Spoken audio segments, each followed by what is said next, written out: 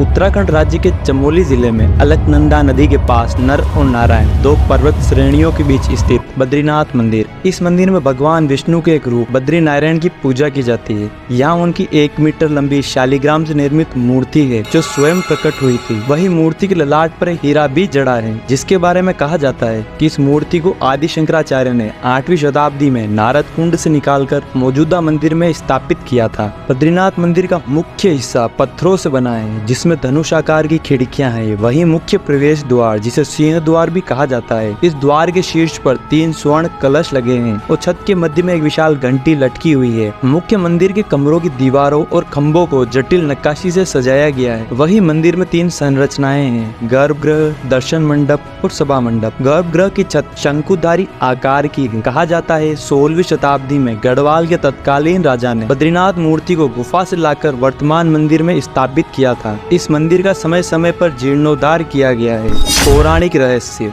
धर्मशास्त्रों से मिलने वाली पौराणिक कथाओं के अनुसार नीलकंठ पर्वत बद्रीनाथ पहले भगवान शिव और मां पार्वती का निवास स्थान था। भगवान विष्णु अपने ध्यान के लिए एक उपयुक्त स्थान खोज रहे थे, तभी उनकी दृष्टि इस स्थान पर पड़ी। ऐसे में उन्होंने एक युक्ति सोची। जब भगवान शिव और मां पार्वती भ्रमण के लिए बाहर आए तो उन्होंने देखा उनके द्वार पर एक नन्हा शिशु रो रहा था। शिशु को रोता देख माता पार्वती की ममता जाग गई और उन्होंने उसको चुप कराने की कोशिश में गोद में उठा लिया। फिर क्या था, देवी पार्वती शिशु को अपने साथ निवास स्थान के अंदर लेकर चली गई और शिशु कुछ ही देर में सो गया। जिसके बाद मां पार्वती शिशु को वहीं सुलाकर भगवान शिव के नजदीक गर्म झरने में स्नान करने के लिए चली गई। स्नान के बाद जब दोनों लौटे तो उन्होंने देखा कि निवास स्थान का दरवाजा अंदर से बंद था। तब मां पार्वती ने शिव जी से कहा कि अब हम क्या करें। इस पर शिव जी ने कहा कि ये तुम्हारा बालक है, मैं कुछ नहीं कर सकता। तब अंदर से बालक ने कहा कि अब ये मेरा है। और इसके बाद भगवान शिव और मां पार्वती वह स्थान छोड़कर केदारनाथ चले गए।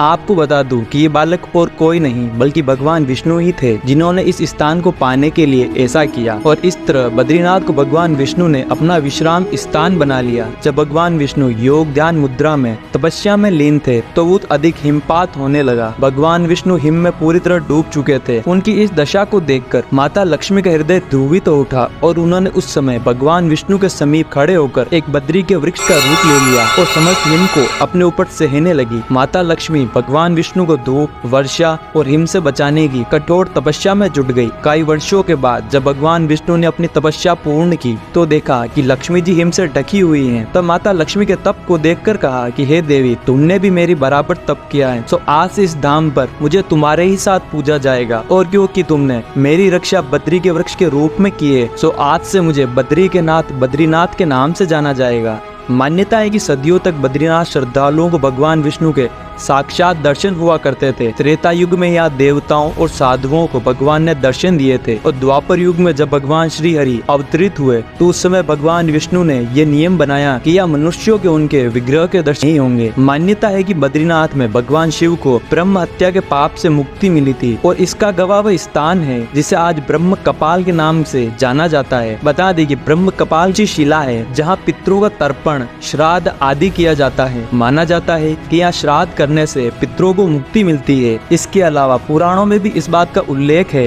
कि बद्रीनाथ में 6 महीने मनुष्य पूजा करेंगे और 6 महीने देवता। और यही कारण है कि सर्दियों में रावल जी की जगह स्वयं नारद जी इस धाम के मुख्य पुजारी बन जाते हैं। आपको शायद ये जानकर आश्चर्य होगा कि बद्रीनाथ के मुख्य पुजारी को कपाट बंद होने के दिन एक स्त्री का रूप धारण करना पड़ता है। पुरुष होने के बावजूद वह न सिर्फ स्त्री की तरह कपड़े पहनते हैं बल्कि एक महिला की तरह श्रृंगार भी करते हैं। यही नहीं, जब 6 महीने बाद कपाट दोबारा खोला जाता है तो दीपक वैसे ही जलता हुआ मिलता है जैसे बंद करते समय होता है। भक्तों का मानना है कि भले ही सर्दियों में कपाट बंद हो जाते हैं, लेकिन इन 6 महीनों में देवता न सिर्फ मंदिर की रखवाली करते हैं बल्कि पूरे विधि विधान से पूजा अर्चना भी करते हैं। मित्रों, विष्णु पुराण, महाभारत और स्कंद पुराण जैसे कई प्राचीन ग्रंथों में भी इस मंदिर का उल्लेख मिलता है। अगर आपको ये वीडियो पसंद आया हो तो लाइक करें, शेयर करें और चैनल को सब्सक्राइब करें।